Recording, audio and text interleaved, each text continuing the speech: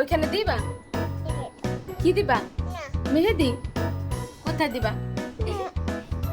হ্যাঁ ওইখানে? কোনখানে? কে? কোথায় দিব? এখানে দিবা? এখানে আরো বেলুন দিস হলো দিবি।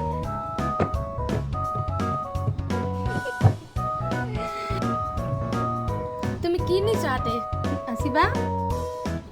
হাফিজা কি নিছো হাতে? হ্যাঁ আরো দিবা? আরো দিবা? কোনে দিবা দেখো? তামিমা